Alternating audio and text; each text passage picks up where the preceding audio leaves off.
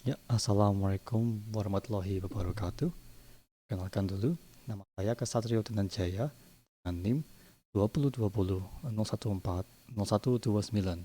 Dan hari ini saya akan menjelaskan sequence diagram untuk tim saya, tim 3. Jadi, sequence diagram ini akan menunjukkan interaksi antar komponen, mulai dari front-end interface, pengguna, hingga penyimpanan data di database. Pertama, akan saya tunjukkan pemerannya di sequence diagram ini. Pertama, ada mahasiswa yang digunakan sebagai aktor atau pengguna utama. Lalu ada front end dan back end. Front end dan back end. Ini adalah sistem aplikasi kita. Lalu ada registration gateway. Itu adalah layanan eksternal yang menangani validasi pendaftaran. Lalu akhirnya ada database. Ini adalah tempat untuk menyimpan data-data. Akan saya jelaskan analisis alurnya ini. Pertama, proses dimulai dengan mahasiswa ini mengklik tombol daftar yang ada di front end. Lalu front end akan mengirimkan permintaan post ke back end. Tahap ini back end melakukan dua hal. Pertama, back end akan memerintahkan database untuk membuat draft pendaftaran menggunakan create registration pertama ini. Lalu, back end juga menghubungi registration gateway untuk memvalidasi pendaftaran tersebut dengan ini. Jika semuanya aman, gateway akan mengirimkan status sukses ini kembali ke backend. Setelah mendapatkan konfirmasi sukses, backend akan memperbarui status pendaftaran di database melalui fungsi update registration status ini. Setelah data tersimpan dengan benar, backend akan mengirimkan respon 200 OK ini ke front end. Sebagai tanda bahwa proses berhasil, terakhir front end ini akan menyajikan bukti pendaftaran secara visual kepada mahasiswa. Ini dia. Dan akhirnya selesai, mahasiswa telah daftar. Itu saja dari saya. Terima kasih. Mohon maaf sebelumnya jika ada yang salah. Terima kasih. Wassalamualaikum warahmatullahi wabarakatuh. Assalamualaikum warahmatullahi wabarakatuh. Perkenalkan, nama saya Farhan Arkabima dengan NIM 2024 014 0197 akan menjelaskan tentang communication diagram. Jadi di sini bisa kita lihat ada aktor atau partisipan di bagian atas diagram, yaitu adalah mahasiswa, user yang melakukan pembayaran, lalu front end, tampilan aplikasi atau web yang digunakan mahasiswa. Lalu yang ketiga ada back end, server aplikasi yang memproses logika bisnis.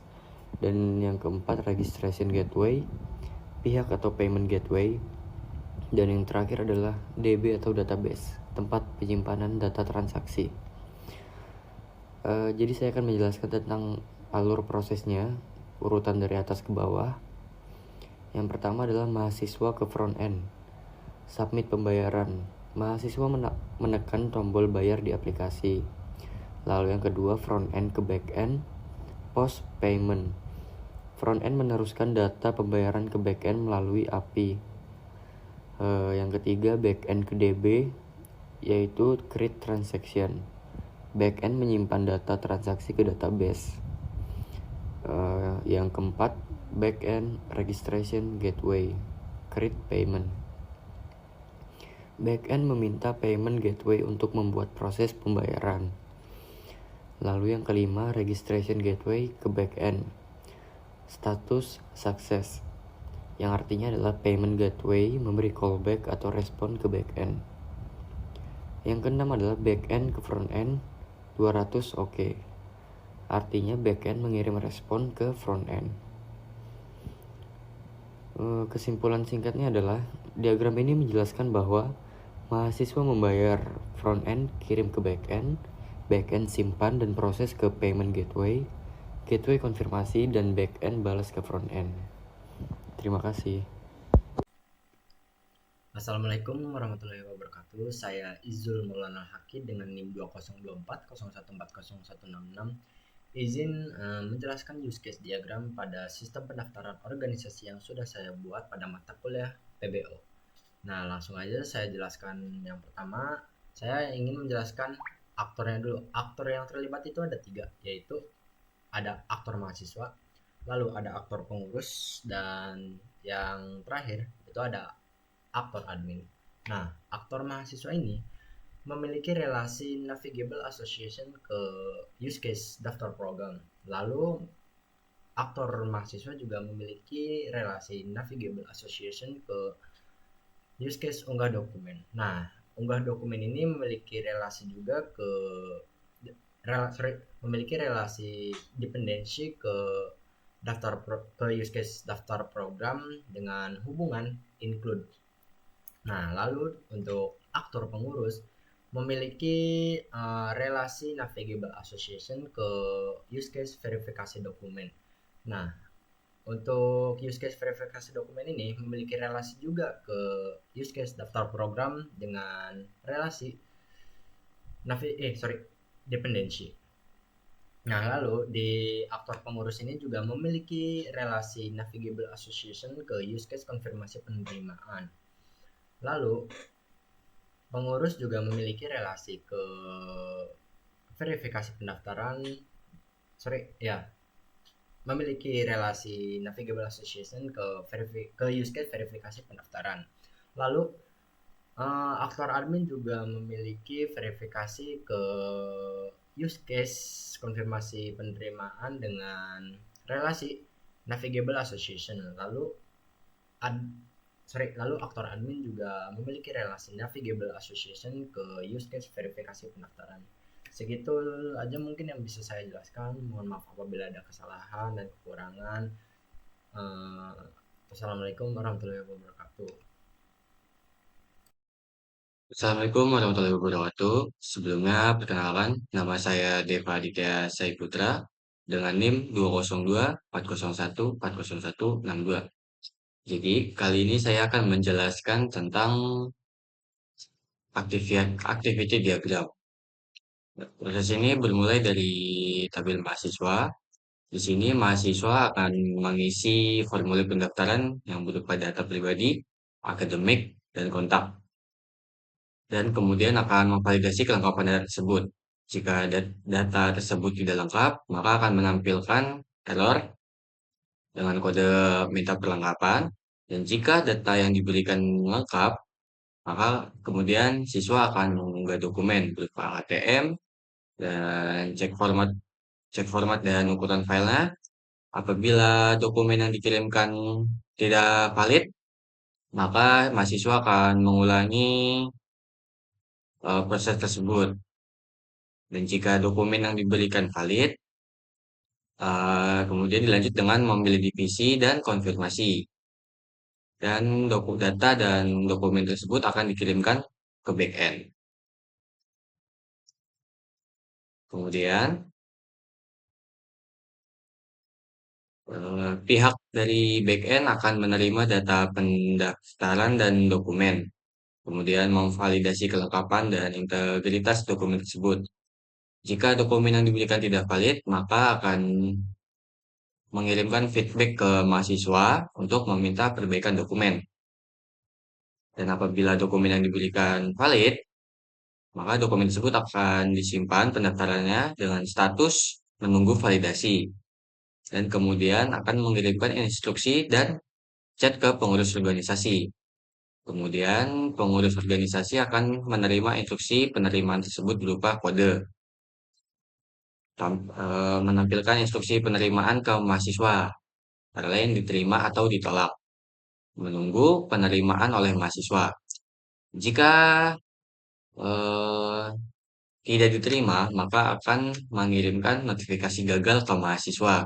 Dan apabila diterima, akan mengirimkan konfirmasi dan bukti penerimaan ke backend. Lalu backend akan menerima konfirmasi pendaftaran dan menyimpan status pendaftaran. Lalu mengirim notifikasi pendaftaran ke admin untuk memverifikasi.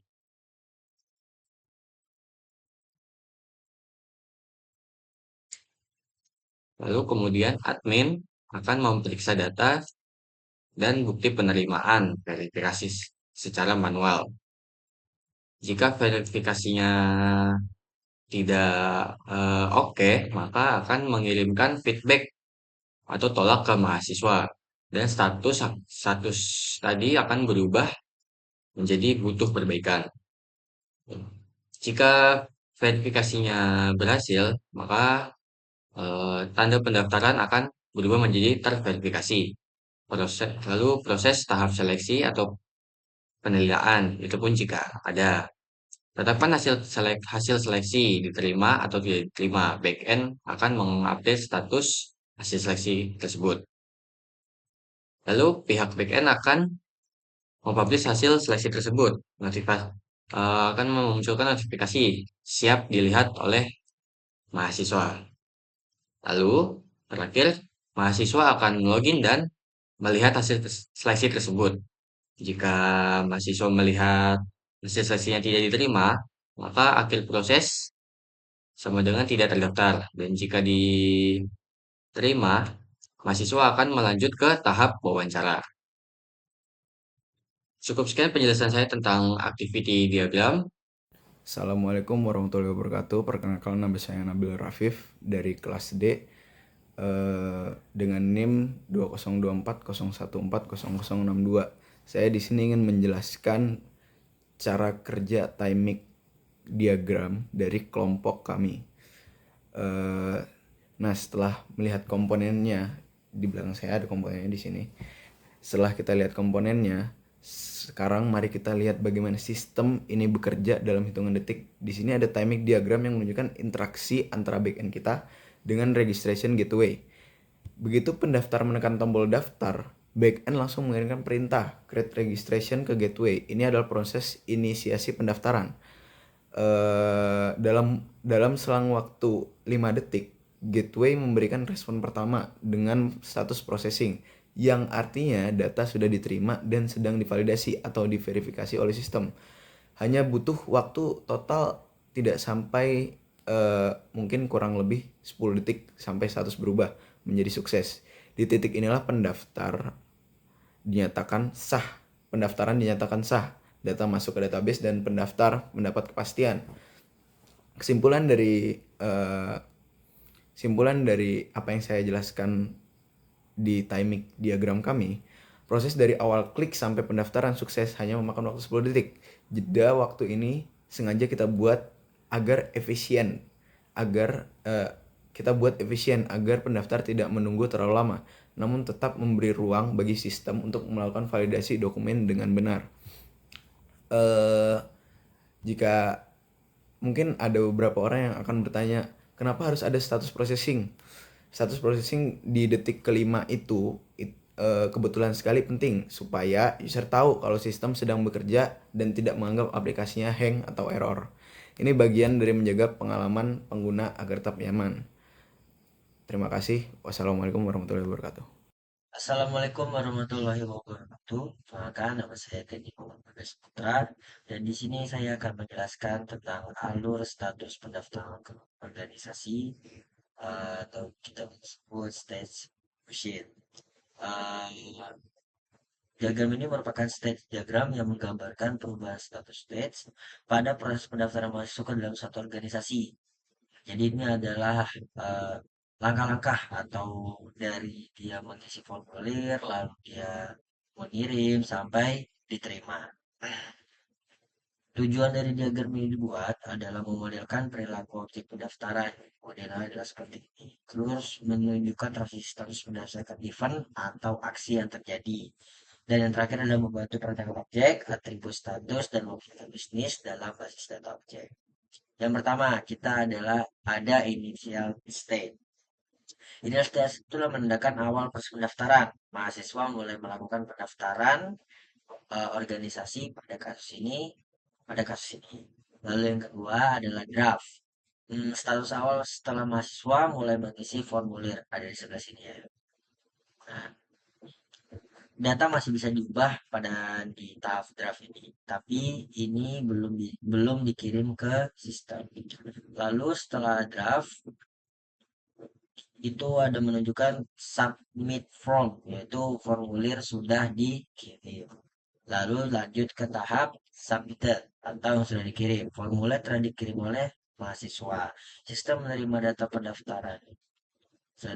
pendaftarannya, lalu menunggu proses selanjutnya. Dari submitted ini dia akan lanjut ke dokumen diterima atau masuk proses verifikasi. Lalu lanjut ke under review, yang dimana data pendaftar sedang diverifikasi oleh sang admin. Aktivitas yang terjadi adalah pemeriksaan tentang kelengkapan dokumen atau validasi akademik dari mahasiswa. Pada tahap ini ada dua cabang, yaitu ada approve dan reject, atau diterima atau ditolak. Jika diterima, maka pendaftaran disetujui. Mahasiswa resmi menjadi anggota organisasi. Dengan catatan, status ini menandakan keberhasilan proses. Data mahasiswa dapat disimpan sebagai anggota tetap di basis data. Dan jikalau ditolak, yang artinya pendaftaran ditolak, mahasiswa tidak menjadi anggota organisasi. Mungkin itu bisa berupa uh, dokumen tidak lengkap atau tidak memenuhi syarat akademik. Lalu dari sini akan eh, dari rejected atau accept akan ke proses final state. Proses pendaftaran telah berakhir. Tidak ada transisi lanjutan. Di sini akan menunjukkan status akhirnya, apakah dia diterima atau tidak, accept atau reject. Oke, yang kedua kita akan menjelaskan tentang profil diagram.